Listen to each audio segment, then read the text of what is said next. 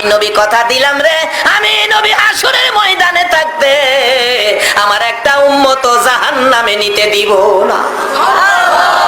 এই দরুদি নবীর পক্ষে থাকতে আপনারা রাজি আছেন কিনা?